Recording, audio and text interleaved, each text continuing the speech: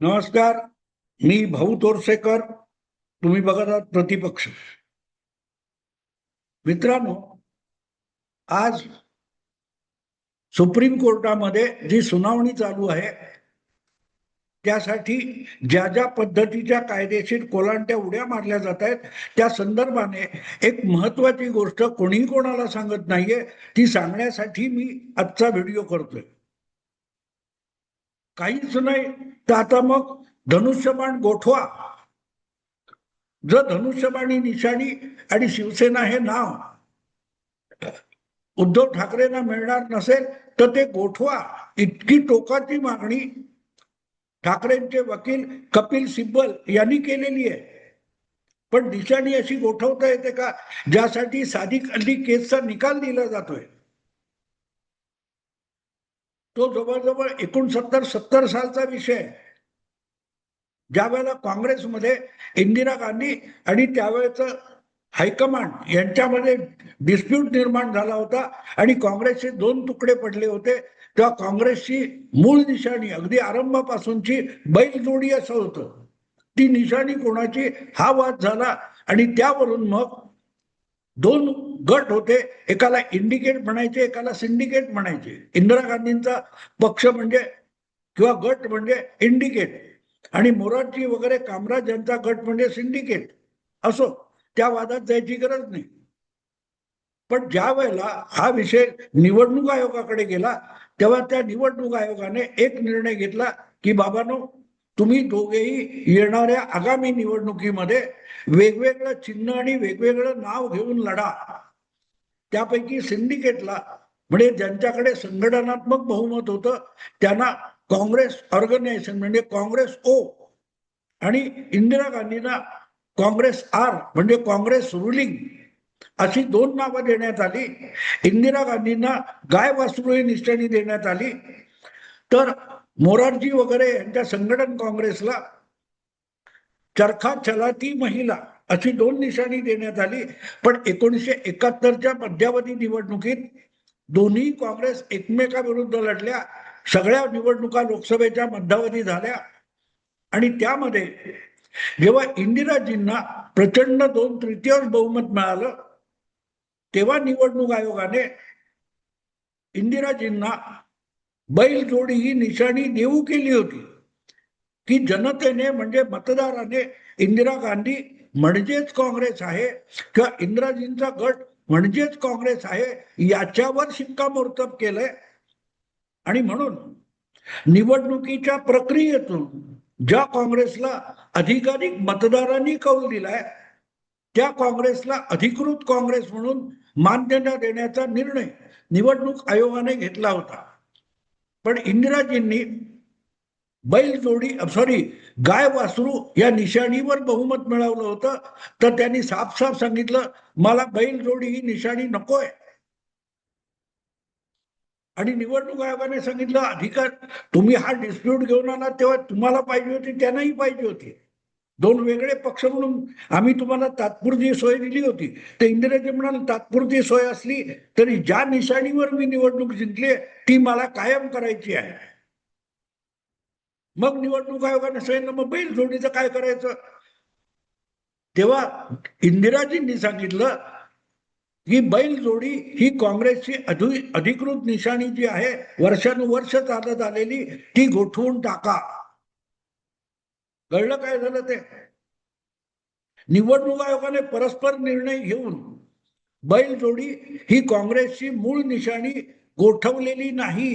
जी मागणी आज कपिल सिब्बल करतात किंवा कपिल सिब्बलच्या नावावर मराठी माध्यमातून ज्या थापा मारल्या जात आहेत तशी ती निशाणी दोन पक्षातले वाद म्हणून गोठवलेली नव्हती. ती निशाणी ज्याला अधिक मतं मिळाली त्या इंदिरा गांधींना ती निशाणी बहाल करण्यात आली होती. पण इंदिराजींनी सांगितलं ती मला नकोय, तुम्ही गोठवून टाका. आता आपण आजच्या विषयाकडे येऊ.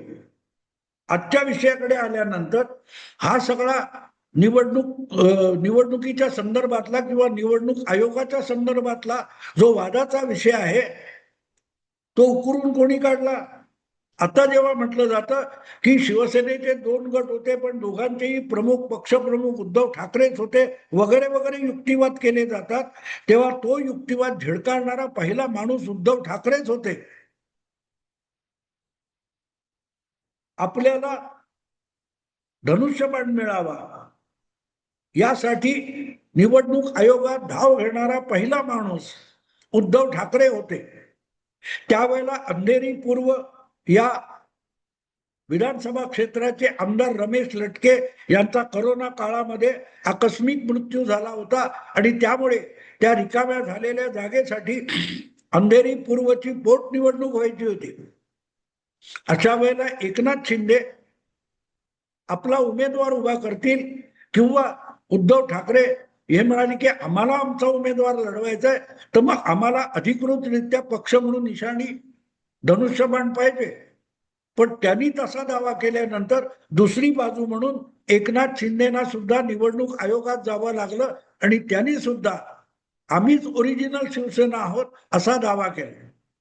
पर्यायाने झालं काय, जसं सादिकली केसमध्ये झालं होतं किंवा त्यावेळेला 2 काँग्रेसचे गट होते, त्या दोघांनाही जनतेला सामोरं जायला निवडणूक आयोगाने भाग पाडलं. दोघांना मूळ बैलजोडी ही निशाणी न देता 2 वेगवेगळ्या निशाण्या दिल्या. एकाला गाय वासरू, दुसऱ्याला चरखा त्याला ती महिला. आणि ज्या वेळेला मतदाराचा कौल आला, मतदाराचा स्पष्ट कौल आला की इंदिरा गांधींना मतदारांनी किंवा काँग्रेसच्या समर्थक मतदारांनी भरभरून मतं दिली आणि त्या तुलनेमध्ये संघटना काँग्रेस किंवा काँग्रेस ऑर्गनायझेशन यांना मतदाराने झिडकारलं. तेव्हा निवडणूक आयोगाने सांगितलं की आता जी पक्षाची मूळ निशाणी आहे ती इंदिरा गांधींना मिळू शकते. इथे अंधेरी पूर्व या पोटनिवडणुकीसाठी आपल्याला धनुष्यबाण मिळाला पाहिजे म्हणून उद्धव ठाकरे स्वतः निवडणूक आयोगात गेले आणि त्यामुळे प्रतिवादी म्हणून एकनाथ शिंदेना निवडणूक आयोगाकडे जाऊन पक्षावर दावा करावा लागला आणि त्यातून तुम्ही 2 वेगळे गट आहात तर तुम्हाला तात्पुरती वेगळी नावं आणि तात्पुरती वेगळी निवडणूक चिन्ह द्यावी लागतील अशा निर्णयाप्रत निवडणूक आयोग आला. तेव्हा सादिक अलीच्या केसची 1970च्या त्या केसकडे जायचं असेल तर बघावं लागतं की त्याच्यात आणि याच्यात साम्य काय. दोघांचाही दावा होता की आम्ही ओरिजिनल पक्ष आहोत, आम्ही ओरिजिनल काँग्रेस आहोत, आम्ही ओरिजिनल शिवसेना आहोत. तर अशा दाव्याच्या वेळेला जेव्हा 2 गटांना स्वतंत्र पक्ष म्हणून मान्यता दिली जाते तेव्हा पहिली गोष्ट अशी होते की एकनाथ शिंदे यांचा शिवसेनेच्या अंतर्गत गट नसून तो वेगळा पक्ष आहे यावर शिक्कामोर्तब करण्यासाठी उद्धव ठाकरे निवडणूक आयोगात गेलेले होते. आणि ज्या वेळेला त्यातून निष्कर्ष आला किंवा निर्णय आला की दोघांनाही धनुष्यबाण ही निशाणी मिळणार नाही, तुम्ही दोघांनीही वेगवेगळी निशाणी घ्या तात्पुरती. कारण मला वाटते कपिल सिब्बलच तेव्हा निवडणूक आयोगात गेले होते उद्धव ठाकरेंच्या वतीने की आता अंधेरी पूर्वची पोटनिवडणूक आली आणि आम्हाला ती लढवायची तर आम्हाला निशाणी लागणार. गट वगैरे वाद चालू राहतात पण निवडणुकीच्या काळामध्ये मतदानासाठी निवडणूक चिन्ह महत्वाचं असतं म्हणून आम्हाला चिन्ह पाहिजे. तेव्हा निवडणूक आयोगाने निकाल दिला की दोघांनीही वेगळी नावं आणि वेगळी चिन्ह घ्यायला हवीत. आणि मग उद्धव ठाकरे यांना मशाल हे चिन्ह देण्यात आलं तर एकनाथ शिंदे यांना ढाल तलवार म्हणजे ढाल अशी गोल आणि 2 अशा तलवारी असं चिन्ह देण्यात आलं. माझ्या आठवणीप्रमाणे 1971 साली शिवसेनेने जेव्हा पहिल्यांदा लोकसभेची निवडणूक अधिकृत पक्ष म्हणून लढवायचं ठरवलं त्यावेळेला शिवसेनेला मिळालेलं चिन्ह हे तेच होतं ढाल तलवार.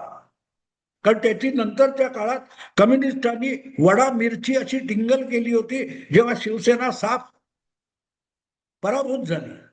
पण सांगायचा हेतू असा की उद्धव ठाकरे निवडणूक आयोगात गेले आणि तिथून हा चिन्हाचा आणि पक्षाच्या नावाचा वाद सुरू झाला. तेव्हा एक प्रकारे उद्धव ठाकरे यांनी मला वाटते 22 मध्ये जी पहिली पोटनिवडणूक लढवली तेव्हा आपल्या पक्षाचं अधिकृत चिन्ह जे धनुष्यबाण आहे ते सोडून मशाल या चिन्हावर निवडणूक लढवली. एकनाथ शिंदे यांच्या गटाने ती पोटनिवडणूक लढवलीच नाही. पुढच्या वेळेला 1924च्या सार्वत्रिक निवडणुकीत ती जागा एकनाथ शिंदेच्या गटाने जिंकली. पण एकनाथ शिंदे यांनी धनुष्यबाण सोडून कुठल्याही दुसऱ्या चिन्हावर स्वपक्षातर्फे कुठलीही निवडणूक लढवलेली नाही, हे पहिलं लक्षात घ्यायला पाहिजे. असो, ऋतुजा लटके ह्या पोटनिवडणुकीत जवळजवळ समोर कोणी नाही, म्हणजे त्यांच्या खालोखाल जी मतं होती ती नोटाला होती. दुसऱ्या कोणीही कुठल्याही पक्षाने ती पोटनिवडणूक लढवली नाही, म्हणून ऋतुजा लटके निवडून आल्या. पण पुढच्या निवडणुकीत पडल्या तेव्हा त्या परत एकदा मशाल या चिन्हावर उभ्या होत्या. पण त्यांना हरवणारे पटेल नावाचे कोणतरी भाजप शिंदे यांचे उमेदवार होते, जे मूळचे भाजपाई होते. ते शिंदेच्या चिन्हावर निवडून आले. ते चिन्ह धनुष्यबाण होतं. थोडक्यात अंधेरी पूर्व निवडणुकीच्या निमित्ताने जो उतावळेपणा उद्धव ठाकरे यांनी केला, त्यामध्ये त्यांच्या हातून धनुष्यबाणी निशाणी गेली. उद्धव ठाकरे यांनी धनुष्यबाण सोडून मशाल या चिन्हावर निवडणूक लढवली आणि नंतर आलेल्या लोकसभा विधानसभा निवडणुकीत सुद्धा आणि पुढच्या महापालिका निवडणुकीत सुद्धा उद्धव ठाकरे यांच्या पक्षाने, ज्याचं नाव शिवसेना उबाठा आहे, सगळीकडे मशाल या चिन्हावर उद्धव ठाकरेंनी निवडणूक लढवली. पण उद्धव ठाकरे अंधेरी पूर्वच्या निमित्ताने निवडणूक आयोगात गेल्यानंतर जेव्हा दोन वेगवेगळी नावं पक्षाची आणि चिन्ह यांचं वाटप झालं, त्यामध्ये उद्धव ठाकरेंनी आपल्या पक्षाचं नाव शिवसेना उद्धव बाळासाहेब ठाकरे म्हणजे उबाठा असं घेतलं होतं. तर एकनाथ शिंदे यांनाही दुसरं नाव घ्यावं लागलं, कारण अधिकृत नाव त्यांच्याकडे सुद्धा नव्हतं. अशा वेळेला एकनाथ शिंदे यांनी आपल्या पक्षासाठी जे नाव सुचवलं ती बाळासाहेबांची शिवसेना असं नाव होतं आणि निवडणूक आयोगाने त्यांना ढाल तलवार हे निशाणी दिली होती. पुढे ज्या वेळेला हा विषय सुप्रीम कोर्ट, निवडणूक आयोग असा फिरत फिरत विधानसभेच्या अध्यक्षांपर्यंत आला आणि सगळीकडे प्रत्येक ठिकाणी एकनाथ शिंदे यांचीच शिवसेना ही खरी शिवसेना आहे, ही वेगवेगळ्या काय त्या असतील त्या निकषावर ठरली आणि निवडणूक आयोगाने सगळे युक्तिवाद ऐकल्यानंतर एकनाथ शिंदे यांना शिवसेना हे पक्षाचं नाव आणि धनुष्यबाण ही शिवसेनेची निशाणी बहाल केली. कशावर केली? तर ज्यांच्याकडे अधिकाधिक आमदार आहेत आणि एकनाथ शिंदे यांच्या सोबत असलेल्या आमदारांना मिळालेल्या मतांची बेरीज उद्धव ठाकरे यांच्या आमदारांच्या मतांच्या बेरजेपेक्षा अधिक आहे. त्यामुळे लोकमताचा अधिकाधिक पाठिंबा हा एकनाथ शिंदेच्या पाठीशी आहे, उद्धव ठाकरेंच्या पाठीशी नाही, या निष्कर्षापद निवडणूक आयोग आला आणि त्यातून ती निशाणी किंवा ते नाव हे एकनाथ शिंदेना मिळालं. पण हा सगळा निकाल लागण्यापूर्वीच उद्धव ठाकरे यांनी धनुष्यबाणावरचा अधिकार सोडला होता आणि अंधेरी पूर्वची निवडणूक ही मशाल या चिन्हावर लढवलेली होती. थोडक्यात तुम्ही विचार केला तर असं दिसेल की पहिल्यांदा उद्धव ठाकरे यांनी धनुष्यबाणी निशाणी सोडलेली होती. एकनाथ शिंदे यांनी या सगळ्या काळामध्ये धनुष्यबाण सोडून त्यांनी किंवा त्यांच्या पक्षाच्या कुठल्याही उमेदवाराने धनुष्यबाण सोडून इतर कुठल्याही निवडणूक चिन्हावर निवडणूक लढवलेली नाही. ही गोष्ट अतिशय गंभीरपणे आणि बारकाईने समजून घेतली पाहिजे. विषय उद्धव ठाकरे यांनी धनुष्यबाणावरचा अधिकार सोडला इथून सुरू होतो. अंधेरी पूर्वच्या निवडणुकीसाठी त्यांना घाई झाली होती आणि प्रत्येक मुख्यमंत्री पद सोडण्याची घाई होती, निवडणूक आयोगात जाण्याची घाई होती, भगतसिंग कोश्यारींना शिव्या देण्याची घाई होती. प्रत्येक बाबतीत उतावळेपणा आणि अहंकाराने भारावलेले उद्धव ठाकरे हे पदोपदी आपल्या पायावर धोंडा मारून घेत गेले. त्यांना कोणी हरवण्याची, पराभूत करण्याची गरज नव्हती. उद्धव ठाकरे आपल्या चुकांनी स्वतःला पराभूत होण्याच्या मार्गाने घेऊन चालले होते. पुढे दिसतात ते त्याचे परिणाम आहेत. तेव्हा आज जे काय सुप्रीम कोर्टामध्ये सादिक अली हा विषय सांगितला जातो, तो एक लक्षात घेतला पाहिजे. सादिक अलीच्या नंतर मूळ पक्ष निशाणी ही इंदिरा गांधींना देण्यात आली, कारण त्यांना लोकमताचा पाठिंबा मिळाला होता.